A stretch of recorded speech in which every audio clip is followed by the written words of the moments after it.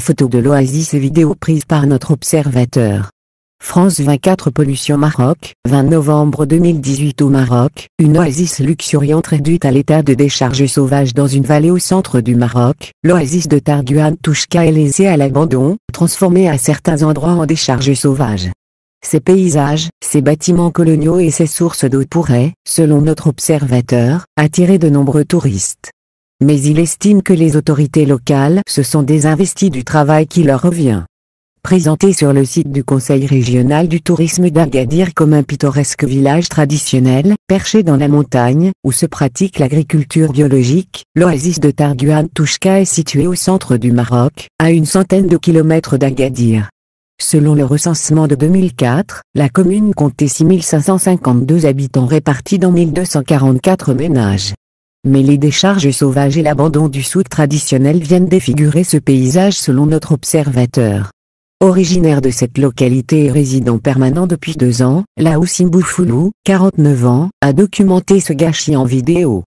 Paysages somptueux, nature luxuriante, source d'eau, le potentiel touristique énorme de l'oasis est gâché. Le Douar petit village ou groupement d'habitation rurale, NDLR de Targuane Touchka est très étendu, les habitants sont éparpillés dans un grand nombre de petits villages et hameaux dans les montagnes. Une bonne partie d'entre eux se réunit tous les dimanches au souk pour faire les courses. Il est situé au cœur de l'oasis, dans la vallée. Le reste de la semaine, nous sommes une vingtaine maximum à y habiter. Le premier problème qui touche ce magnifique endroit est la mauvaise gestion des déchets. Parce qu'il n'y a que 3 poubelles dans le souk, les habitants jettent leurs déchets n'importe où. Ceux-ci se retrouvent dans la rivière et polluent l'eau. Ces dernières années, on a pu voir la multiplication des emballages individuels en plastique, qui n'existaient pas avant. Par ailleurs, vu qu'il n'y a pas de toilettes publiques dans le souk, les clients font leurs besoins au bord de l'eau. Certains viennent y faire leurs toilettes, la vaisselle ou la lessive, déversant des savons et détergents dans l'eau. Compte tenu de cette situation sanitaire, il me semble ironique de prétendre que l'agriculture pratiquée dans l'oasis est biologique comme indiqué sur le site du Conseil régional du tourisme d'Agadir, NDLR, quand on sait que cette eau sert à irriguer les champs. La plupart de l'oasis est réduite à l'état de friche. Les champs étaient autrefois prolifiques, avec des cultures abondantes de bananes, olives, dattes et légumes. Aujourd'hui, à cause de l'exode rural et du sanglier qui ravage les potagers, la plupart de l'oasis est réduite à l'état de friche. Quelques potagers qui restent entretenus dans l'oasis. L'oasis est alimentée en eau par 3 sources.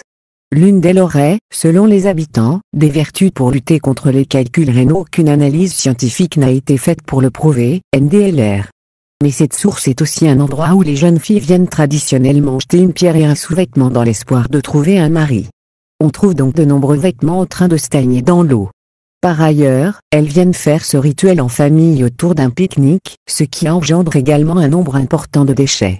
Tous ces problèmes gâchent le potentiel touristique énorme de l'oasis. Paysages somptueux, nature luxuriante, source d'eau, charmants bâtiments anciens de l'époque coloniale.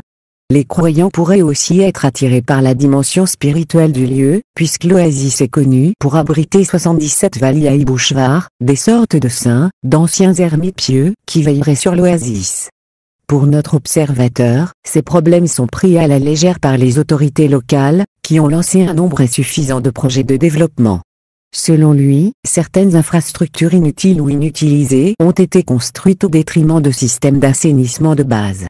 Il cite par exemple un système de traitement des eaux usées inutilisées, ou une unité de distillation de plantes aromatiques à l'abandon.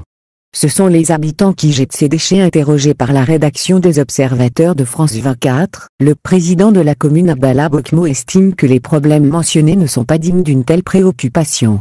J'estime qu'il n'y a pas de véritable problème de déchets à Targuane Touchka, contrairement aux grandes villes comme Casablanca. Les déchets sont peu nombreux et ne s'entassent qu'une fois par semaine, le dimanche, au moment du marché. Ensuite nous nous occupons du nettoyage. Je ne dis pas que notre ville est 100% propre, mais ça n'est pas non plus catastrophique. Par ailleurs, j'estime que les déchets sont du ressort des individus également. Ce sont les habitants qui jettent ces déchets, ce n'est pas nécessairement l'entière responsabilité de la commune.